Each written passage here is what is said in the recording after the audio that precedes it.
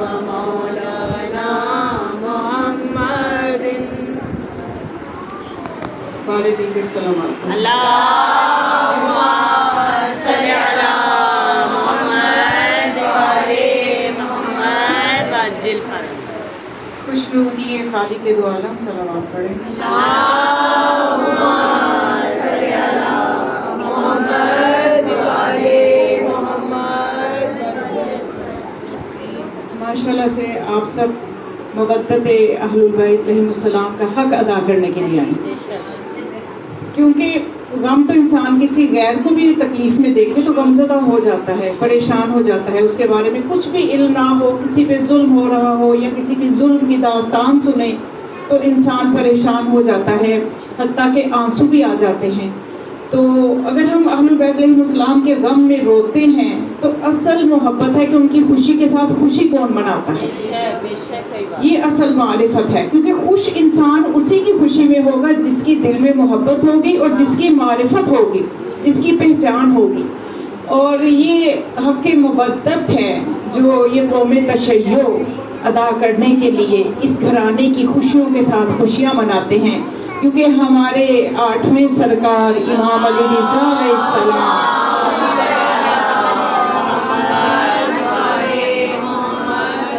جہاں وہ یہ فرماتے ہیں وَحْزَن لِحُزْنِنَا کہ ہمارے غم میں غم مناؤ، تو وہاں ساتھ ہی یہ فرماتے وَفْرَحْ لِفَرْحِنَا ہماری خوشیوں میں خوشیاں بھی مناؤ، پھر یہ محبت کا حق اور مودت کا حق ادا ہوگا۔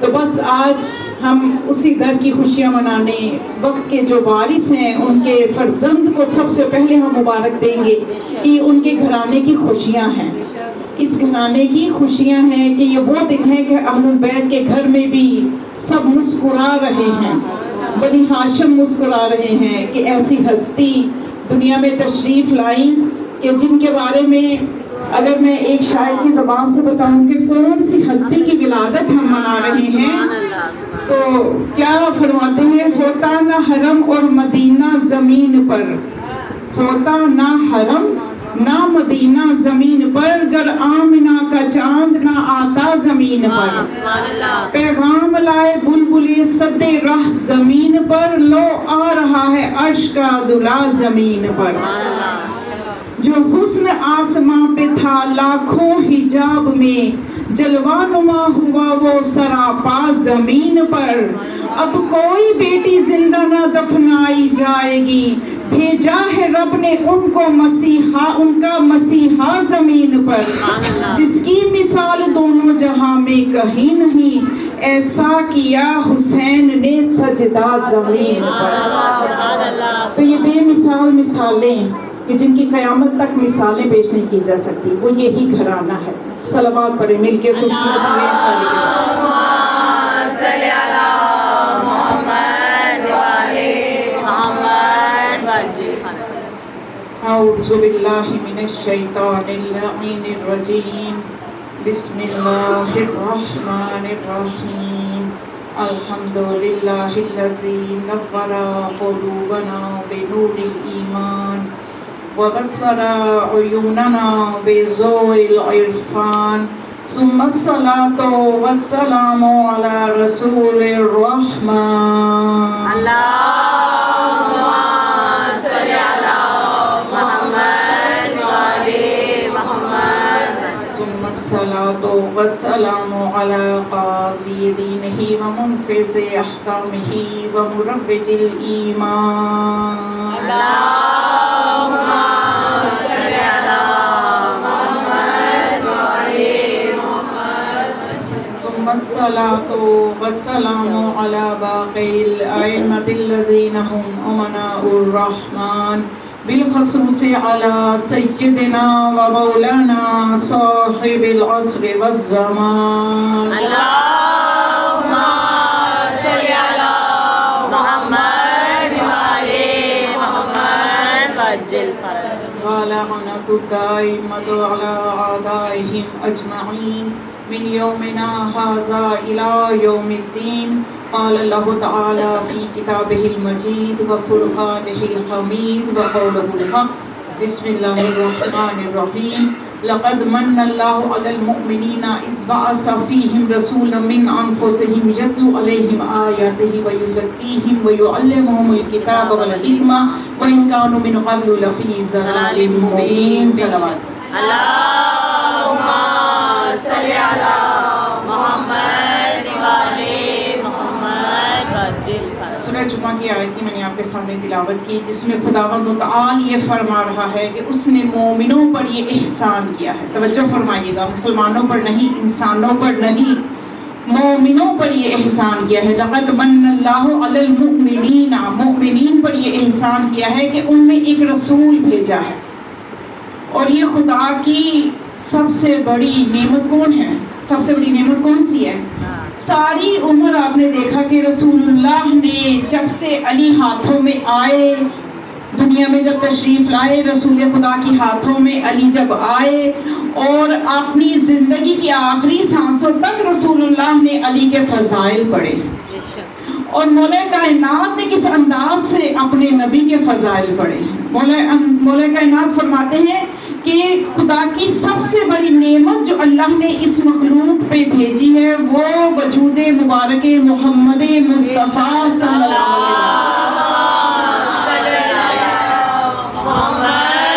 علیہ وسلم. اور خاص طور پہ جب کہ ہم دعویٰ کرتے ہیں کہ ہم مومن ہیں، کاش یہ دعویٰ دوسری طرف سے امیر المؤمنین کی طرف سے بھی قبول ہو جائے کہ ہاں تو میں امیر المؤمنین ہوں اور تم مومن ہو. اس دن تو بڑا ہی لطف آئے گا نا کہ جس دن ہمارے اس دعوے کی تصدیق مولا کائنات کر دیں گے. تو یہ خدا کی سب سے بڑی نعمت جو ہے اس کائنات میں وہ وجود مبارک محمد مصطفیٰ ہے. اور خود اسانید سے مختلف سندوں سے یہ روایت آئی ہے کہ رسول خدا نے یہ فرمایا کہ میری زندگی، میری حیات میں بھی تمہارے لیے رحمت ہے، اور میری ممات، میں دنیا سے چلا بھی جاؤں تب بھی تمہارے لیے رحمت ہو. سبحان اللہ. یعنی رحمت کی وسعت کو آپ سوچئے، رحمت کی وسعت کو سمجھیے کہ ان کی رحمت صرف محدود زمانے کے لیے نہیں ہے کہ جب یہ دنیا میں آئے انہوں نے اسلام کا پیغام دیا تو تب رحمت ہے. خدا کیا فرماتا ہے ان کی رحمت کے لیے؟ ہم اور آپ کیا کہہ سکتے ہیں تو کیا سن سکتے ہیں؟ نہ ہمارے پاس وہ الفاظ، نہ ہمارے پاس وہ زبان کہ جس نبی کی شان میں آیات سج سج کے آ رہی ہوں، جس نبی کے قصیدے اور فضائل خدا بیان کر رہا ہو، بندے کی کیا ہے کہاں اتنی قدرت کہ وہ یہ فضائل بیان کر سکے. اور خدا نے نبی کے لیے قرآن کو قصیدہ بنایا ہی اس لیے ہے کہ جب میرا نبی دنیا میں جائے گا، جب اس کے کردار کو، اس کے حسن و جمال کو دنیا دیکھے گی تو دنیا اس کے بارے میں کچھ کہنا چاہے گی، کچھ لکھنا چاہے گی. تو یہ کیا لکھ پائے گی؟ میں خدا ہی فضائل اپنے نبی کے قرآن میں لکھ کے بھیج دیتا ہوں. اب اس سے آگے ہم کیا بیان کر سکتے ہیں؟ ہم صرف ان آیات کو پیش کر سکتے ہیں، ہم صرف حجت خدا جو ہیں ان کی روایات کو پیش کر سکتے ہیں، مگر نہ ہماری عقل اس اوج ثریا پر، نہ اس کمال پر کہ ہم ان فضائل کو بیان کر سکیں. تو رسول خدا نے اب قرآن جس کے بارے میں کہہ رہا ہے وَمَا أَرْسَلْنَاكَ إِلَّا رَحْمَةً لِلْعَالَمِينَ، کہ اے رسول ہم نے آپ کو عالمین کے لیے رحمت بنایا ہے، کسی ایک عالم کے لیے نہیں. ایک عالم ہی عقل انسانی میں نہیں سما سکتا کہ ایک عالم کی وسعت کیا ہے، عقل انسانی احاطہ نہیں کر سکتی. اب ہم ایک عالم میں ہیں، کتنی کہکشائیں ہیں، کتنے سیارے ہیں، اس کی وسعت سائنس اتنی دوڑیں لگانے کے باوجود اس کی وسعت کا کوئی حدود معین نہیں کر سکی. اس کی وسعت کے یہ ایک عالم ہے. خدا فرماتا ہے عالمین کے لیے. ابھی عالمین کی وسعت کیا ہے؟ عالمین کی وسعت بس ہم تو اتنا ہی کہیں گے کہ جب خدا کہتا ہے الحمدللہ رب العالمین، میں عالمین کا رب ہوں، جہاں جہاں میری ربوبیت ہے وہاں وہاں میرے نبی کی رحمت ہے. سبحان اللہ. تو یہ ایک عالم کی بات نہیں ہو رہی، عالمین کے لیے رحمت بنا کر بھیجا ہے. تو اس لیے رسول خدا نے فرمایا کہ میری حیات اور میری ممات دونوں میں تمہارے لیے رحمت ہے. تو ایک شخص اٹھا، راوی اٹھا اور کہنے لگا یا رسول اللہ آپ کی حیات ہمارے لیے رحمت ہے. یہ تو بات سمجھ میں آ رہی ہے کہ آپ کی حیات ہمارے لیے. میں اندر اندر سوال کرتی ہوں، آپ کو پتا نا بچیاں خاص طور پہ زیادہ شوق سے اور غور سے سن رہی ہیں، انہیں پتا ہم سے سوال ہو جائے گا. صلوات پڑھیں اور آپ کی توجہ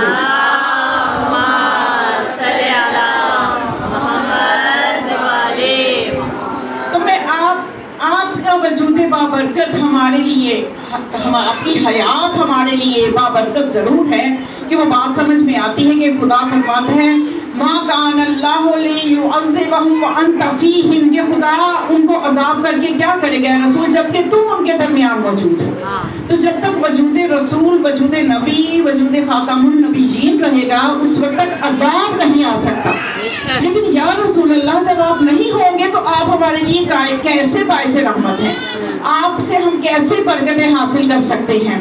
تو آپ نے فرمایا کہ تم میری حیات کا تو مفہوم تم سمجھ گئے ہو، لیکن جب میں نہیں بھی یہاں پہ ظاہراً نہیں ہوں گا، ظاہراً جب تمہارے درمیان نہیں بھی ہوں گا تو تمہارے اعمال میرے سامنے پیش کیے جائیں گے. تو جب تمہارے اعمال میرے سامنے پیش کیے جائیں گے میں تمہارے لیے استغفار کروں گا. تو یہ ہمارے اعمال پیش ہوتے ہیں، معصومین کے ہاں پیش ہوتے ہیں، زمانے کے امام کے آگے پیش ہوتے ہیں. تو اب ہم سب آئے ہیں اپنے نبی کی اس لفظ کو پہلے محسوس کیجیے. آپ نے شاید غور نہیں فرمایا اس بات پہ کہ یہ اس میں کتنی محبت ہے. ہمارا نبی، ہمارے نبی، اس میں کتنی اس میں عزت بڑھ جاتی ہے کہ جب محمد مصطفیٰ جیسی ہستی کو ہم کہتے ہیں ہمارا نبی، ہمارے پیغمبر. تو ان کی آپ یوم ولادت آپ منانے کے لیے تشریف لائے ہیں. تو جب بھی کسی کی یوم ولادت برتھ ڈے پہ جاتے ہیں تو کیا کرتے ہیں؟ تحفے تحائف لے کے جاتے ہیں. تو اگر میں آپ سے پوچھوں آپ کیا لے کے آئے ہیں نبی خدا صلی اللہ علیہ وسلم کے اتنے بڑے موقع پہ ایک بچے کی سالگرہ پہ جاؤ تحفہ نہ لے کے جاؤ، وہ ناراض ہو جاتا ہے. اب یہ ناراض تو نہیں ہوں گے، لیکن ایک اصول ہے دنیا کا کہ جب کسی کے بھی جاتے ہیں تو لے کے جاتے ہیں تحائف. تو ہم نے کیا تحفہ لے کے آئے ہیں تو چلے بیٹھے بیٹھے ہم تحفہ دے دیں گے. وہ کس طرح سے؟ اب ایک تو درود پڑھ کے فارغ نہ کیجیے گا، اتنی بڑی ہستی کا تحفہ دینا ہے تو آپ کہیں ہم 2 درود پڑھ لینی ہے، ایک تسبیح درود کی. یہ تو ماشاءاللہ بہت پڑھتے ہیں. اب ذرا زبان سے ہٹ کے ہمیں کچھ اور بھی کام کرنے ہیں جن کو ضروری ہے انجام دینا کہ ہم اپنے نبی کے لیے کیا لائے ہیں. ہم یہ دیکھیں دین جب بچے کی یا کسی بڑے کی بھی سالگرہ تو بڑے بھی کرتے ہیں نا. ویسے آج میری بھی سالگرہ ہے. خانم کی صحت و سلامتی کے لیے بآواز بلند صلوات.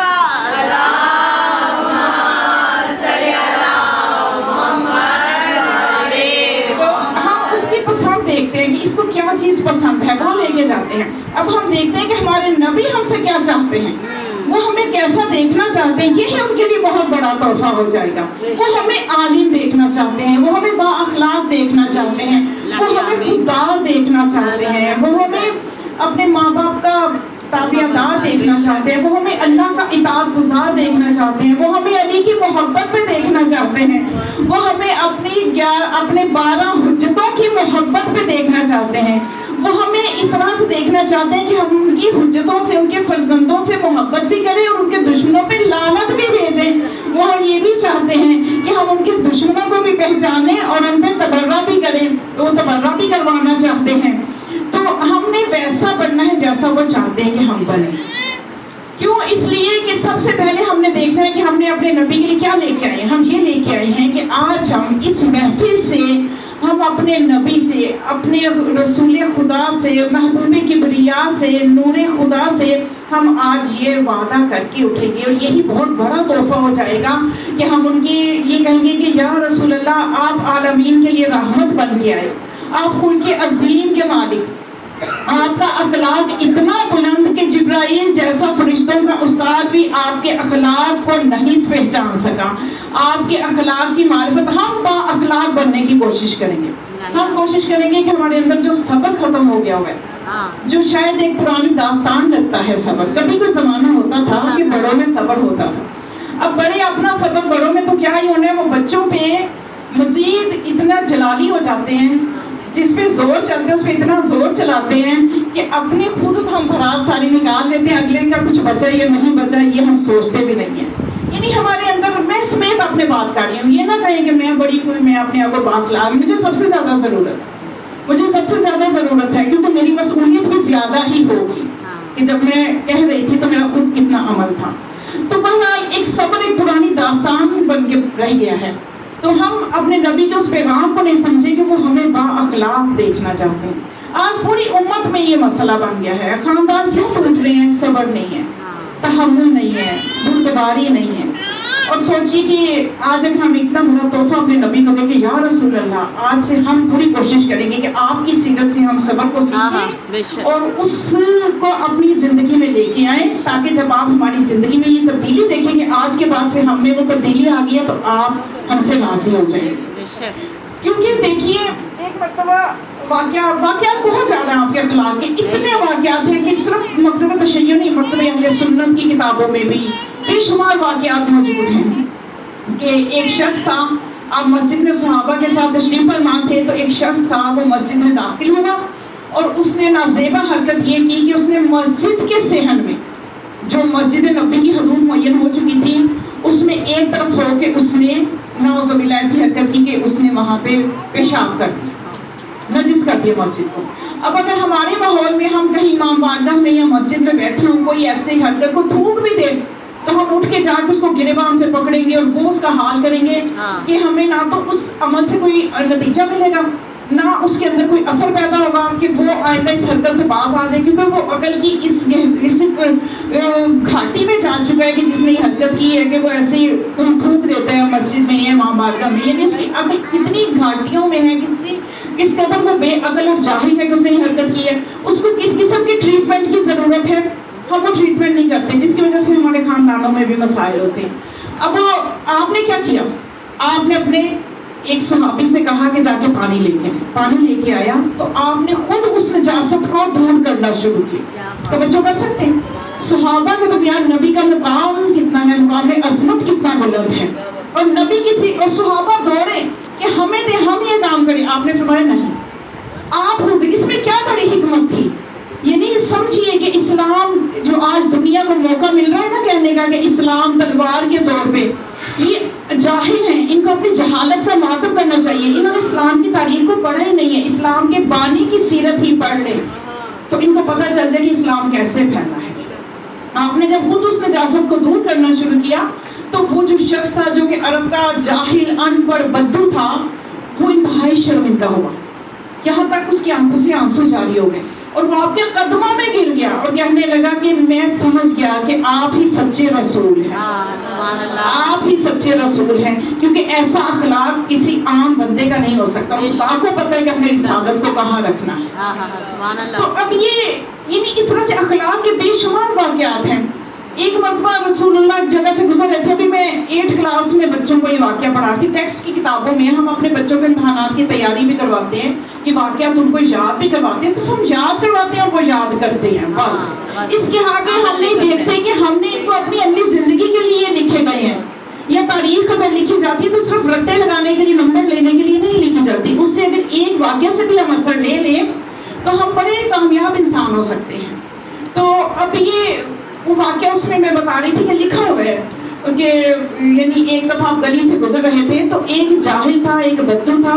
اس نے کیا کیا، آپ نے ایک موٹی کناروں والی چادر پہن رکھی تھی، اس نے بے ادبی کرتے ہوئے آپ کے گلے سے چادر کو کھینچا، حتیٰ کہ آپ کی گردن مبارک پہ نشان آ گیا.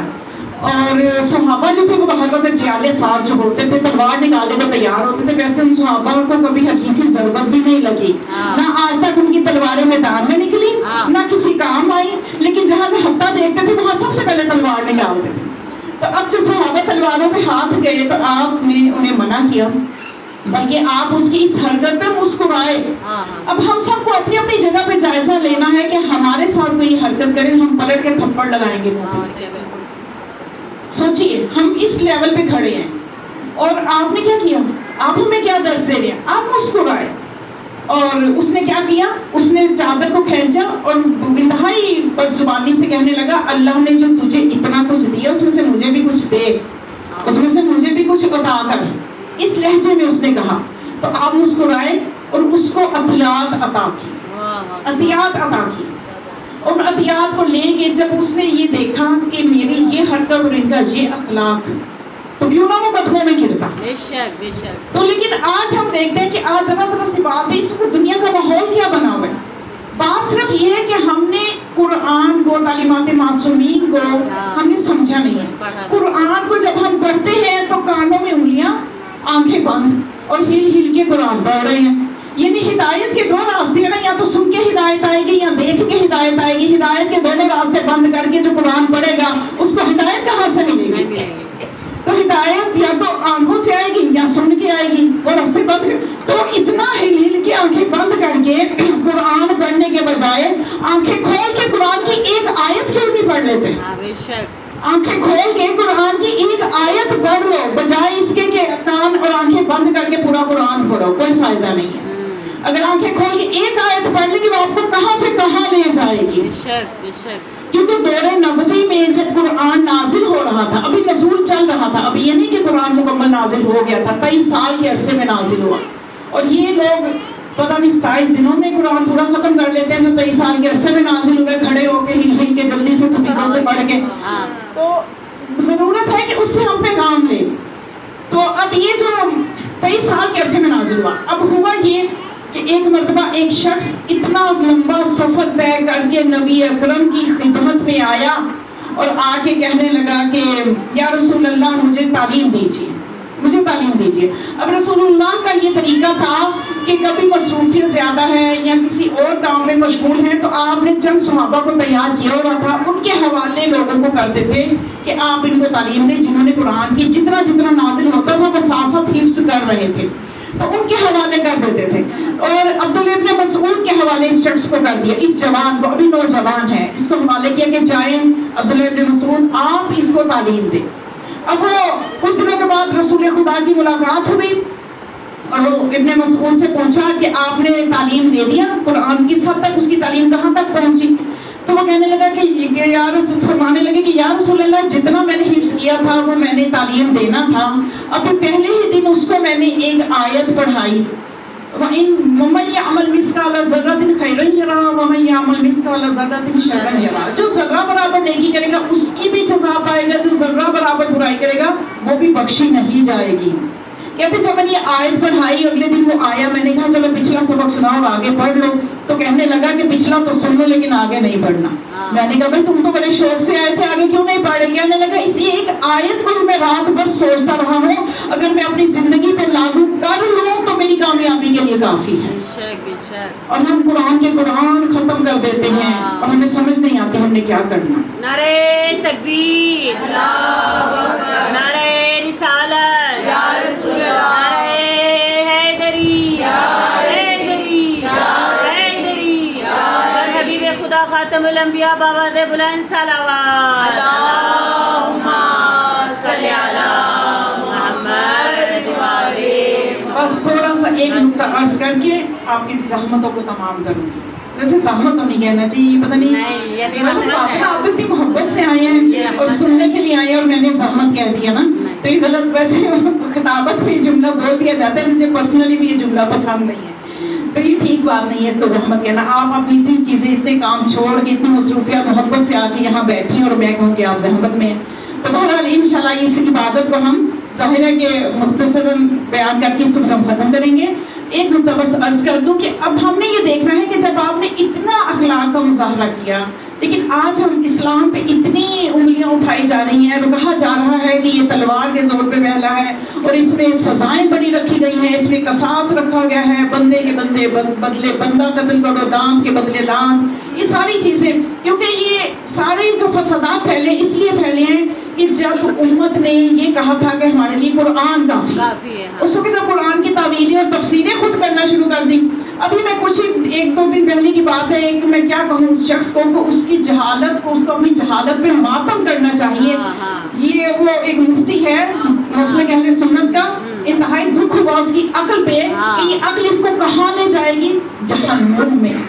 کہ جو نبی سے بڑھ کے عالم بن رہے ہیں، جو کہہ رہے ہیں گرامر کی غلطی ہے، نبی کو پتہ نہیں تھا گرامر کی غلطی، اب سمجھ گیا ماشاءاللہ سے، میں صحیح لکھوایا. اور اس کے دیکھیں شیطانی دلیلیں، شیطان کیسی کیسی دلیلیں دے کے ابن ملجم بناتا ہے، کیسی کیسی دلیلیں دے کے جنت سے جہنم کی طرف لے جاتا ہے.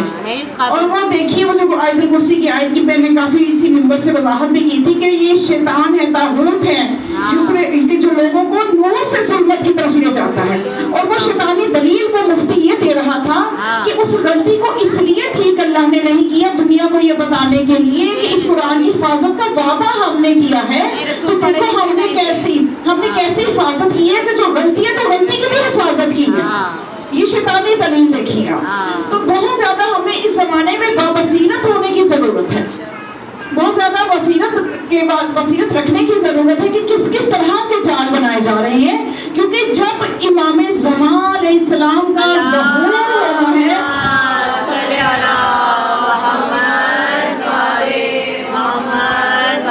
تو اب دیکھیے میں آپ کو اس لیے بتا رہی ہوں کہ میں کچھ بیداری مل جائے.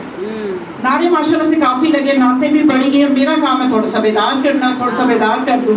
یہ جو معرفت امام پہ زور دیا جاتا ہے, کیا لوگ سمجھتے ہیں شاید یہ مشکل نہیں ہے؟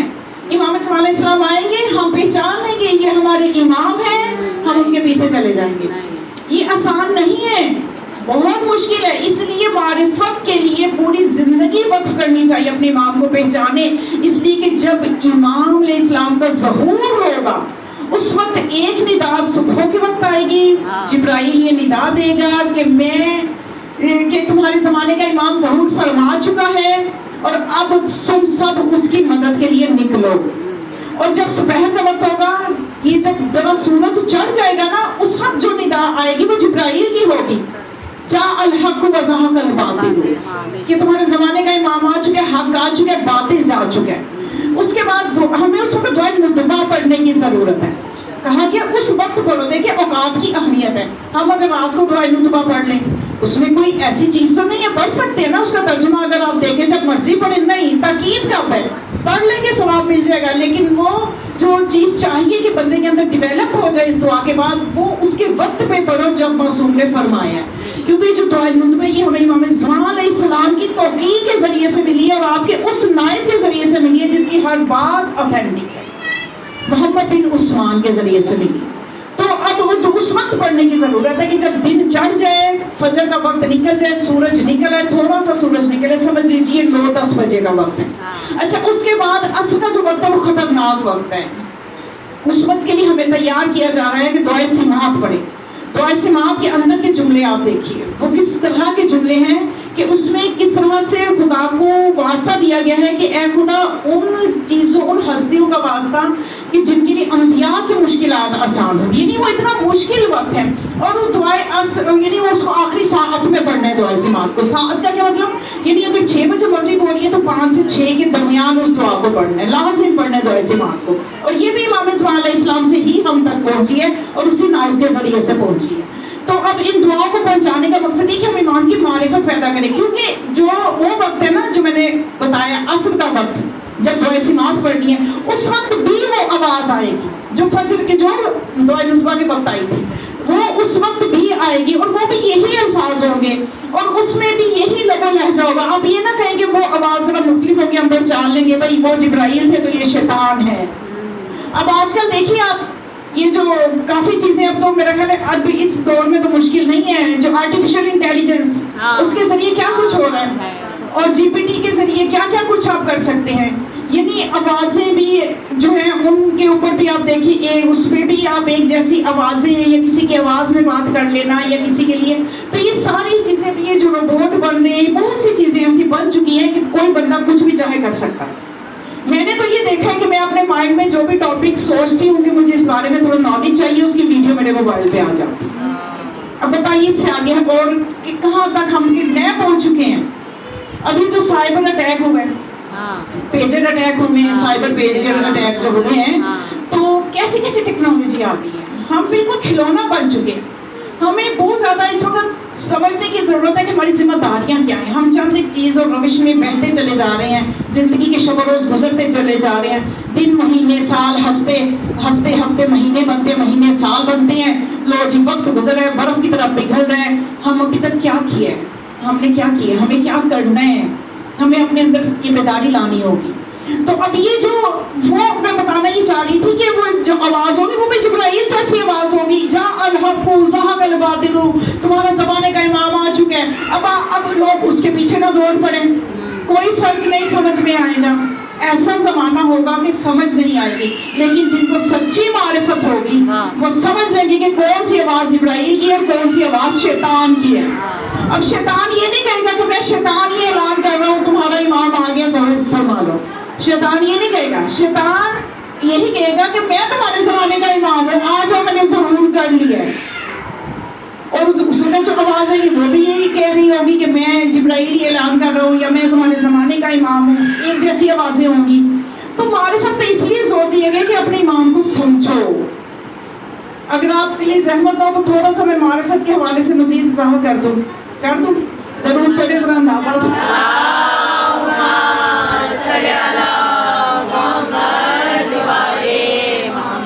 معرفت کیوں ضروری ہے اور ہم نے کس طرح سے یہ معرفت پیدا کرنی ہے؟ آپ ذرا چھٹے امام جعفر صادق علیہ السلام کے زمانے کی طرف جائیں.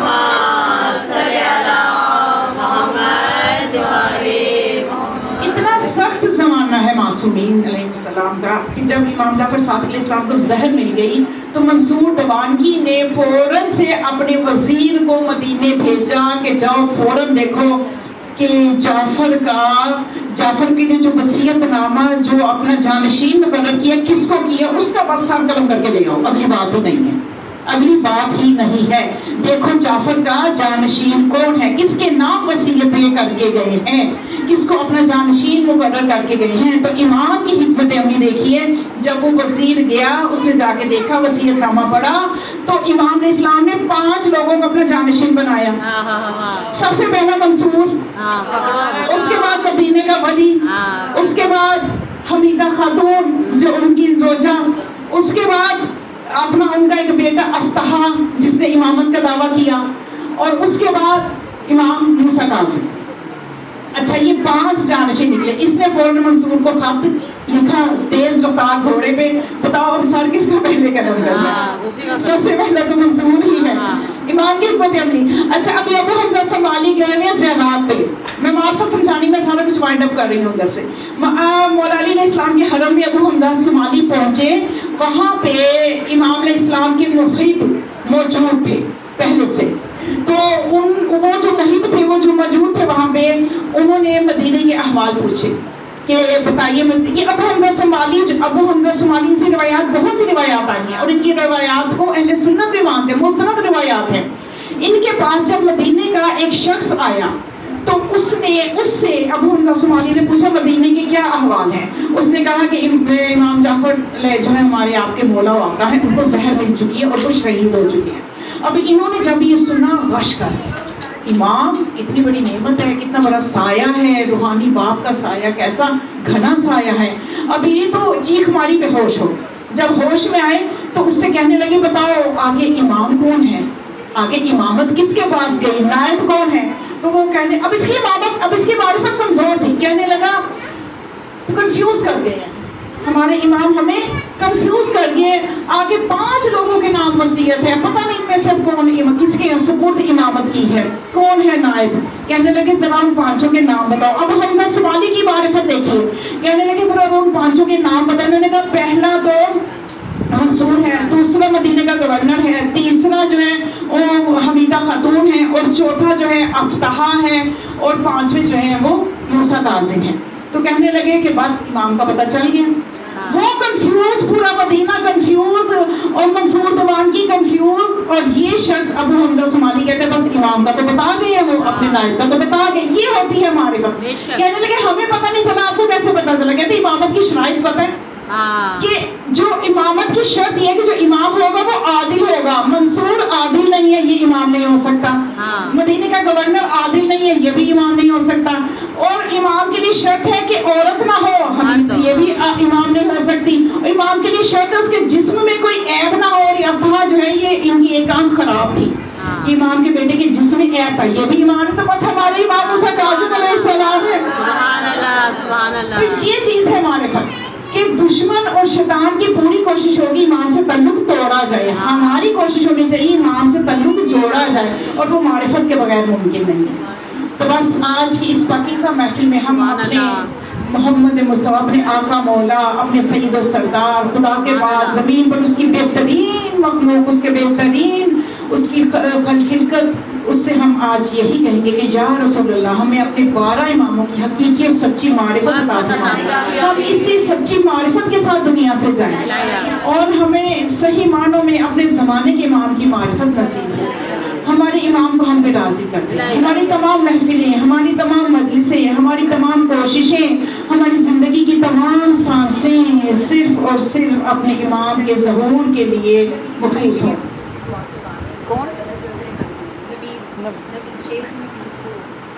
या पाक परवरदिगार, इस पाकीज़ा और बाबरकत महफिल में इस दर से कभी कोई खाली नहीं गया। हमें मांगने का ढंग नहीं आता, लेकिन तू अता करने वाला है। तू अता करने पर आजकल जब ये तेरे नबी की विलादत की है और उनके फर्जंद इमाम जाफर सादिक अलैहिस्सलाम की विलादत के अय्याम हैं, तेरी रहमत के दरवाजे खुले हैं और तू अमाता है अता कर।